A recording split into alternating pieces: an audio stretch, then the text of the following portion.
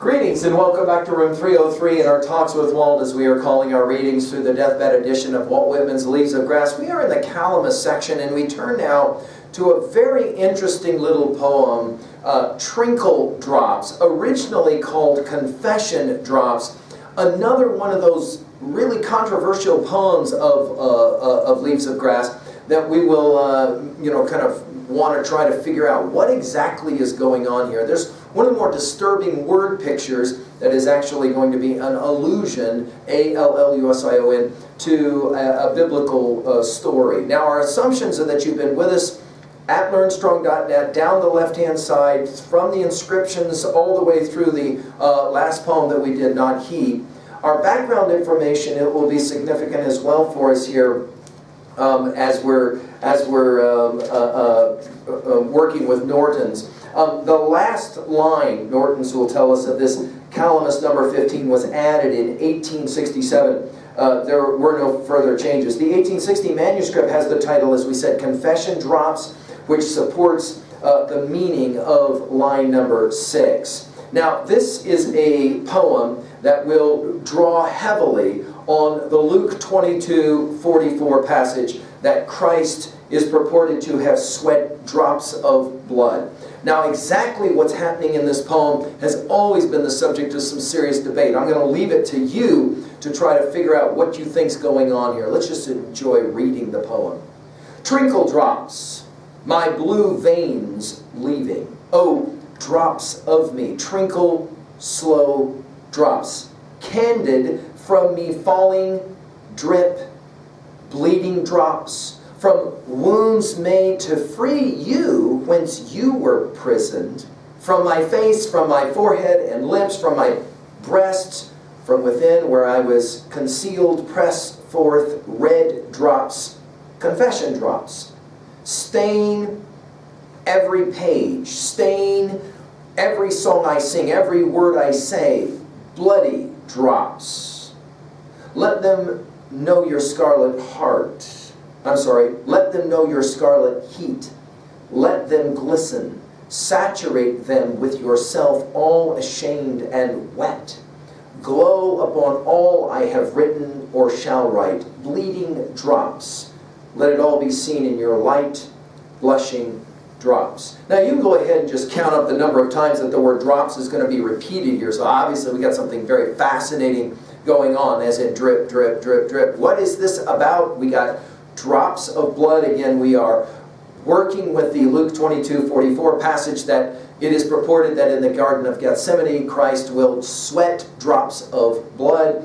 Obviously, there's many readers of this poem, especially when it's published, that will see it as blasphemous, dare we say it, profane.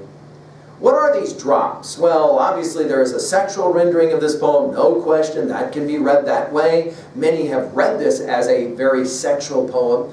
Others will see this as the continuation of his idea that these drops of blood are in fact going to be the drops of these poems that he has given to us. He will use this word trickled one other time in Sleeper's passage 3, red trickled waves. Trickle drops, notice the exclamation points here in the first three usages. My blue veins leaving, right? And then, oh, drops of me. And then he'll say it again, trinkle, slow drops. And then he uses the word candid. Now, we're going to see this word very rarely in Leaves of Grass.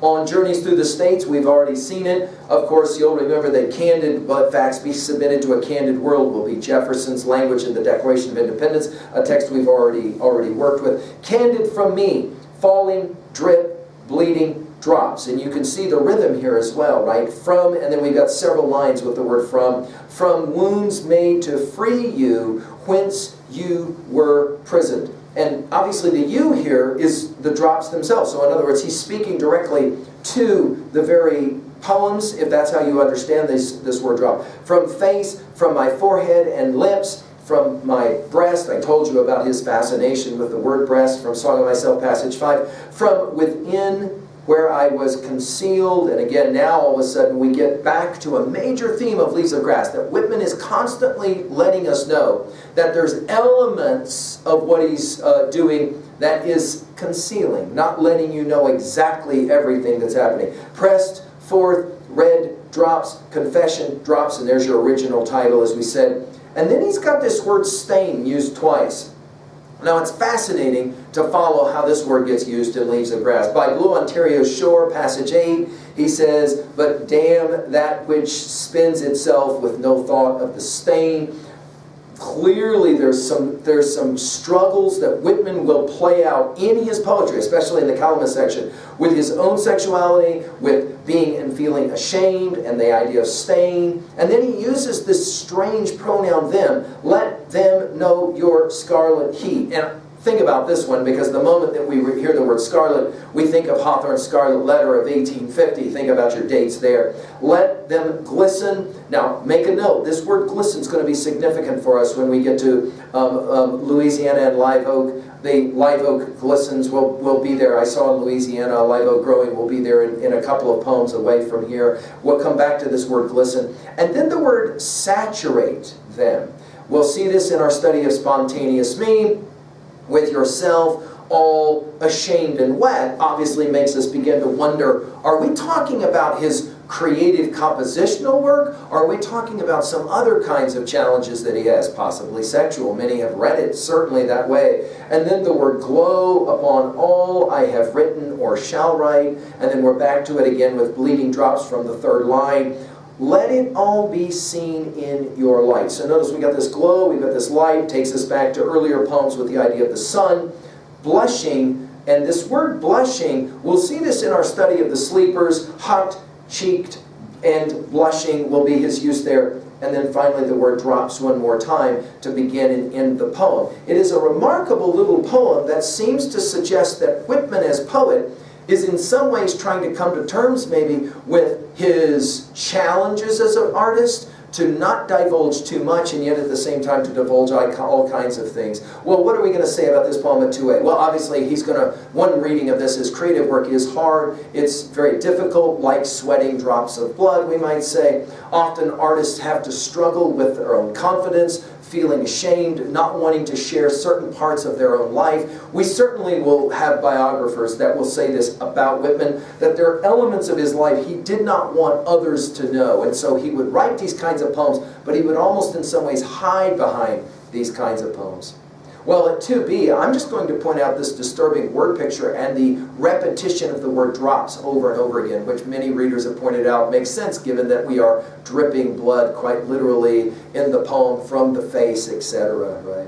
I've mentioned at 3A that we have the story of Christ in Gethsemane of Luke 22:44. Obviously, Hawthorne's Scarlet Letter comes to mind. We can as well obviously join here with Dante and the Divine Comedy and the idea of some dropping of blood, especially in some of those tortures in the Inferno. We've given full lectures on Dante's Inferno at learnstrong.net. Finally, at 3B, how do you own a poem like this? How do you make it your own? It could maybe work with this question. What is or are your trickle drops?